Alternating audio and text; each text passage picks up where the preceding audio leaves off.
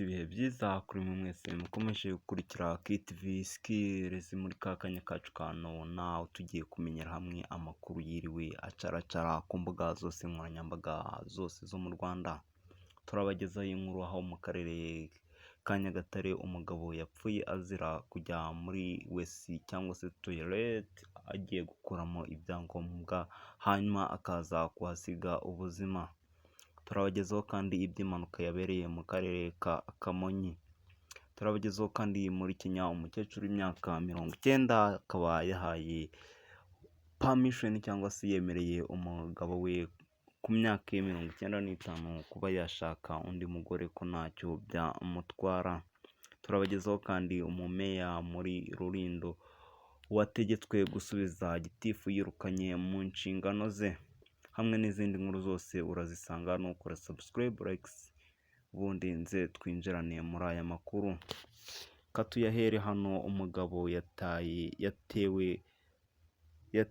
yategewe gukura ibyangombwa mu bwiherero, ibyaje kumubaho biteye agahinda. Mu ntara y'Iburasirazuba ho mu murenge wa Musheri mu karere ka Nyagatare, umugabo witwa Ndabarinze Emmanuel yahawe ikiraka cyo gukura ibyangombwa muri tuwarete ya metero 25 z'ubujyakuzimu, gusa ibyo byaje kurangira ahatakarije ubuzima. Uwo mugabo yitabye Imana asize umugore n'abana 6. Kugeza ubu uwo mugore ari gutakambira ubuyobozi ngo bugire icyo bumufasha, dore ko nta bushobozi buhagije afite bwo kwita kuri abo bana. Indi nkuru kandi, umukecuru w'imyaka 90 yemereye umugabo we w'imyaka 95 gushaka undi mugore. Umukecuru w'imyaka 90 y'amavuko uwo muri Kenya ahitwa Nyeri yahaye uruhushya umugabo we gushaka umugore wa kabiri, amwizeza ko ubu adashobora kumufuhira habe na gato. Indi nkuru kandi, Kamonyi impanuka yahitanye abantu 3 ndetse 37 bakomeretse ubu bari kwitabwaho n'abaganga. Indi nkuru kandi, amafoto Bwiza ari kwikoresha umuhungu ku kibuno ubwo yari Rusizi yakomeje guca ibintu ku mbuga nkoranyambaga zose. Indi nkuru kandi, Minisante yatangaje ko kuri iki cyumweru abantu 2 bakize icyorezo giterwa na virusi ya Marburg, bituma umubare w'abamaze gukira bose ugera kuri 20.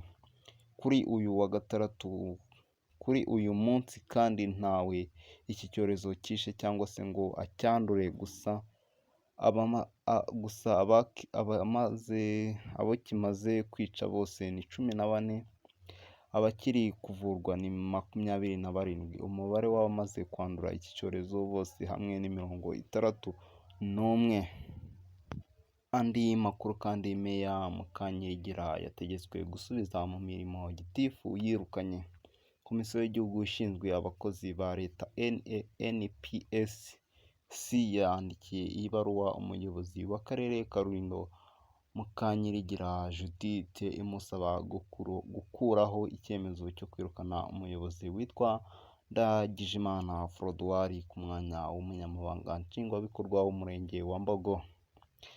Muri Kamena uyu mwaka nibwo ubuyobozi bw'akarere ka Rulindo bwirukanye mu kazi abayobozi batandukanye bashinjwa amakosa atandukanye. Indi nkuru kandi, Perezida Kagame yihanganishije umuryango wa Tito Mboweni na guverinoma y'Afurika y'Epfo nyuma y'urupfu rutunguranye rw'uyu mugabo wari ufite imyaka 65. Mboweni wabaye minisitiri w'imari wa Afurika y'Epfo, Perezida Kagame yavuze ko yari impirimbanyi y'ukwishyira hamwe k'umugabane wa Afurika. Ayo niyo makuru twari tubafitiye. Nshimira mwese twabanye kuva atangiye kugera arangiye. Mwari muri kumwe na Ismail King Bruce JJ. Subscribe irakenewe, likes, share ndetse na comment. Ciao, turi kumwe no mu biganiro bitaha. Imana ikomeze kubarinda.